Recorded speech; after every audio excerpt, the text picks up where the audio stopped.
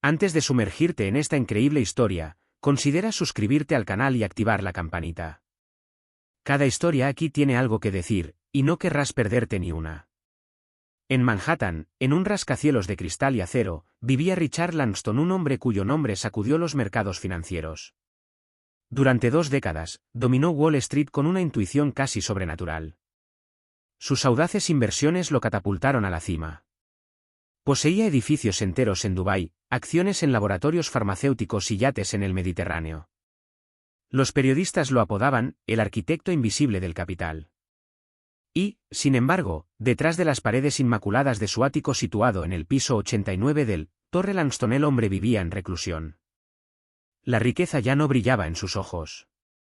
La ambición ya no habitaba sus gestos.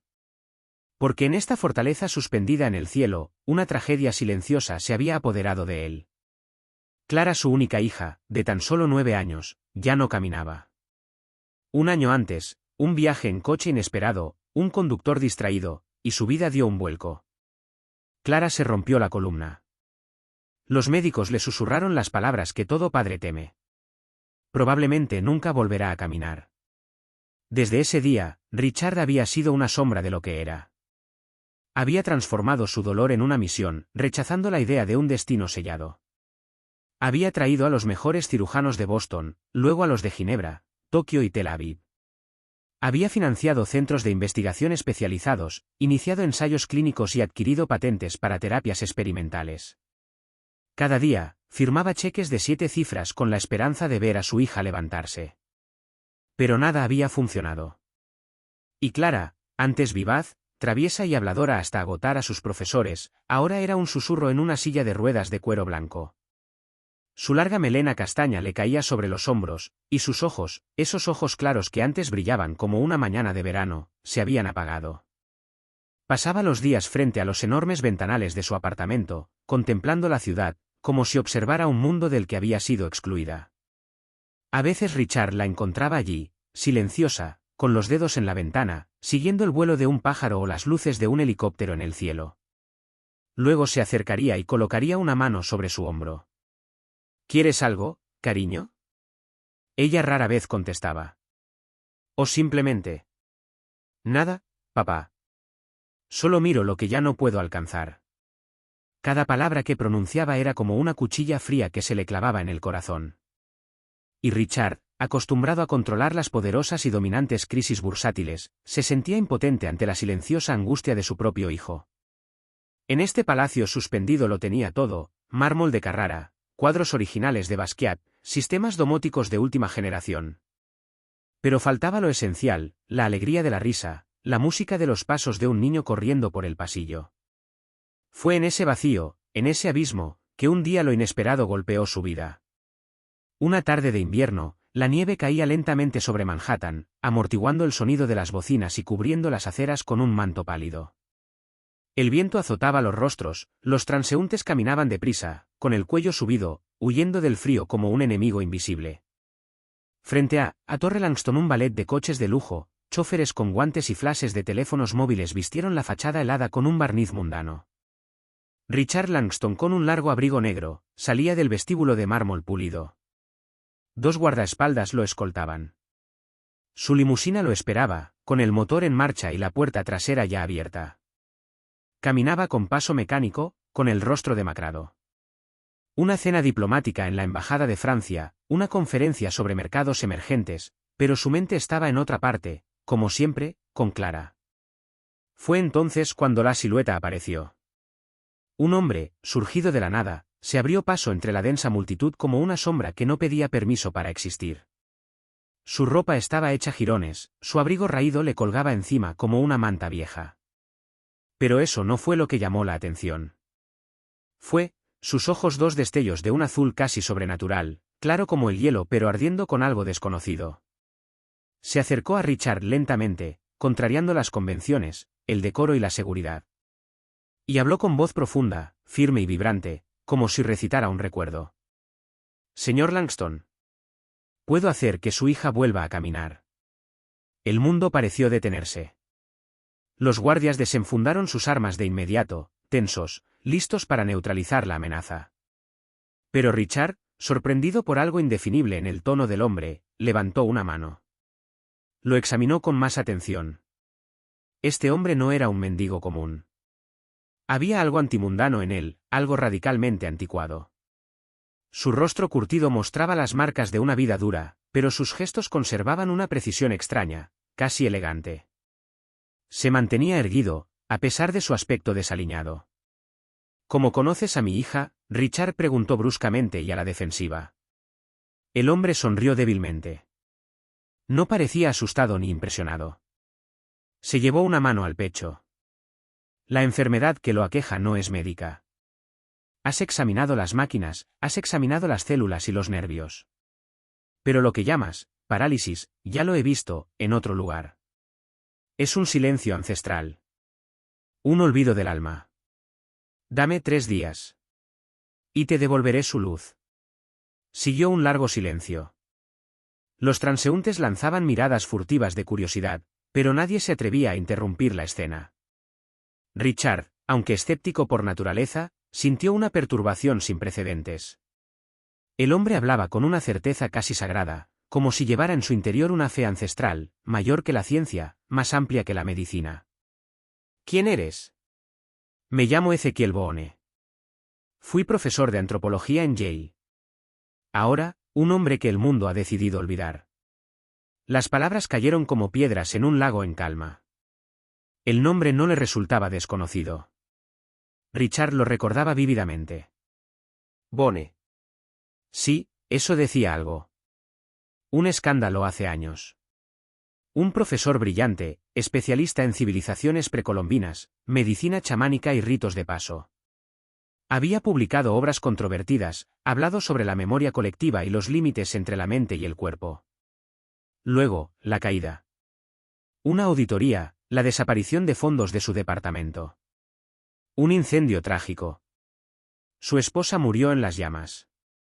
Y Ezequiel, acusado pero nunca condenado, había desaparecido del mundo académico. Un genio destrozado.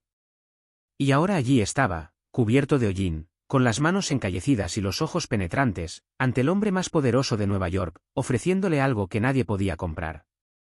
Richard podría haberse reído. Llamar a la policía. Tirarle una nota para que desapareciera. Pero en el fondo, él lo sabía. No era una estafa. No estaba loco. Fue alguien que sabía. ¿Y Clara? Clara no tenía más tiempo que perder. Contra todo pronóstico, Richard puso su mano sobre el hombro de Ezequiel. Por un instante, la duda lo consumió. Era un hombre forjado por la razón, acostumbrado a controlar cada variable. Pero ante este hombre eterno, ante esta última esperanza encarnada en una profunda mirada azul, se permitió una inusual audacia, él aceptó. Esa noche, Clara fue conducida con cuidado fuera de su lujoso apartamento, envuelta en una gruesa manta. Los guardaespaldas, desconcertados pero sin instrucciones, la siguieron a distancia mientras el coche avanzaba a toda velocidad hacia el Bronx. Llegaron a una casa vieja y decrépita, escondida entre 2 edificios de ladrillo rojo cubiertos de grafitis. La puerta crujió con la brisa fría, y el olor a tierra húmeda, hierba seca y madera quemada se elevó en el aire. Dentro, reinaba la oscuridad. Pero en el centro de la sala principal, se había erigido un altar. Estaba repleto de símbolos antiguos y artefactos cuidadosamente ordenados, plumas de águila, piedras grabadas con diseños incomprensibles, hierbas con fragancias penetrantes y cuencos de cobre con ceniza blanca. Ezequiel colocó a Clara sobre una alfombra gruesa, con las manos temblorosas pero seguras. Se inclinó hacia ella y con voz suave, le preguntó. «Cierra los ojos, Clara. No tengas miedo». La niña obedeció y sus párpados se cerraron como las cortinas de un teatro secreto. Durante 3 noches enteras, la casa resonó con los cantos de Ezequiel. Un lenguaje olvidado, a medio camino entre la respiración y la melodía, que parecía tejer un vínculo entre lo visible y lo invisible. A veces, su voz se quebraba, otras veces se elevaba en un crescendo hipnótico. Trazaba símbolos enigmáticos en tablas de madera, que luego quemaba lentamente, dejando que el humo ascendiera como un puente hacia mundos antiguos. Susurró secretos que ni siquiera los libros más raros habían registrado, el recuerdo de los antepasados, la curación del alma unida a la del cuerpo, el poder de los elementos y la fuerza de los espíritus protectores. Richard, en la penumbra, permaneció cerca, pero su mente racional luchaba con lo que veía. ¿Era charlatanería? ¿Un acto de desesperación? Sin embargo, cada respiración, cada gesto de Ezequiel parecía estar cargado de verdad. Luego, en la mañana del cuarto día, un escalofrío recorrió la habitación. Clara movió sus dedos. Un movimiento al principio imperceptible, frágil como una hoja acariciada por el viento. Luego otro. Richard, conteniendo la respiración, se arrodilló a su lado. 2 semanas después, para asombro de todos, Clara dio un paso. Un paso vacilante y tambaleante, pero un paso. Luego otro. Un mes después, estaba corriendo en el jardín de la azotea de su edificio de apartamentos, con su cabello ondeando detrás de ella como un estandarte de la victoria. Los medios de comunicación lo aprovecharon rápidamente. Los periódicos hablaban de una cura espontánea, los canales de noticias hablaban de un milagro. Se especuló con una terapia revolucionaria, con tratamientos experimentales financiados por el poderoso Richard Langston. Pero Richard no dijo nada. Él no reveló a Ezequiel. En cambio, buscó al hombre misterioso. Exploró los barrios del Bronx, entrevistó a antiguos compañeros de universidad y revisó archivos. Más demasiado tarde. Ezequiel Boone se había ido. Como una leyenda, como un fugaz soplo de esperanza, se había desvanecido en la noche, dejando atrás un misterio que ni siquiera la fortuna de Richard podía desentrañar. Pasa un año. El tiempo, una vez congelado para Richard Langston, reanudó lentamente su marcha. Clara regresó a la escuela. Volvió a reír, jugó con sus compañeros, tuvo menos pesadillas y sueños más grandes. Cada mañana, caminaba con determinación por el vestíbulo de la Torre Langston, saludando al personal con una sonrisa, como para recordarles que la luz puede regresar donde solo había oscuridad. Tomó clases de dibujo. A veces cantaba camino a casa. De vez en cuando, se detenía frente al ventanal del ático, pero ya no para mirar lo que no podía alcanzar, ella observaba el mundo como un territorio por conquistar. En cuanto a Richard, ya no era el mismo hombre. Había vendido sus acciones. Cerró sus oficinas en Londres y Singapur. Abandonó las salas de operaciones de Wall Street, como si abandonara una casa sin alma. En lugar de ello, fundó el Instituto del Legado Boone, llamado así por el hombre que nadie conocía, pero que les había devuelto todo. No era una clínica ni un laboratorio en el sentido tradicional. Era un lugar aparte. Una antigua abadía de piedra, transformada en centro de investigación, enclavada en los bosques del norte del estado de Nueva York. Allí se encontraban médicos, antropólogos, curanderos, lingüistas, traductores de textos antiguos, monjes tibetanos, herbolarios peruanos. Todos reunidos con una misión común, encontrar los puentes perdidos entre el conocimiento, entre los cuerpos y las almas. Richard ya no era el frío y temido financiero de antaño. Vestía con sencillez. Escuchaba más de lo que hablaba. A veces pasaba horas en los invernaderos de plantas medicinales del centro, escuchando a un viejo maestro navajo hablarle sobre los vientos, el fuego y el recuerdo de las piedras. Y entonces un día, sin previo aviso, un sobre él llega. Deslizado por debajo de la puerta de su apartamento, sin sello, sin timbre, sin remitente. Dentro, una fotografía sencilla. Clara, de pie en el jardín colgante, con un rayo de sol en el rostro. Sonreía. No a la cámara, sino a algo, o a alguien, que la foto no lo muestra. Y en el reverso, garabateado a mano, con tinta negra ligeramente borrada. No la curé.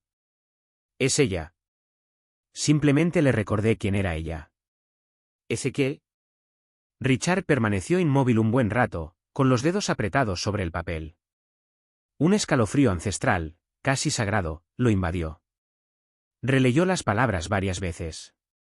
No para comprenderlas, las había comprendido la primera vez, sino para absorberlos, que desciendan a su carne. Supo, en ese momento, que nunca volvería a ver a Ezequiel Boone. Los rumores se habían multiplicado, por supuesto. Algunos decían que estaba muerto, enterrado anónimamente en las frías calles del Bronx. Otros afirmaban haberlo visto en las montañas de Arizona, caminando descalzo entre las rocas rojas, donde los chamanes Hopi meditaban en la cima del mundo.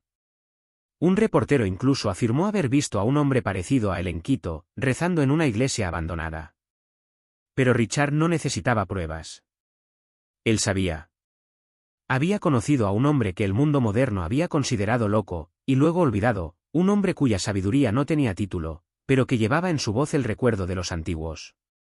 Un hombre herido por la pérdida, pero firme en su verdad. Un hombre que no había curado a Clara. ¿Pero quién le había recordado que ella nunca estaba rota? Y gracias a él, Richard no solo había encontrado a su hija. Él había encontrado su alma.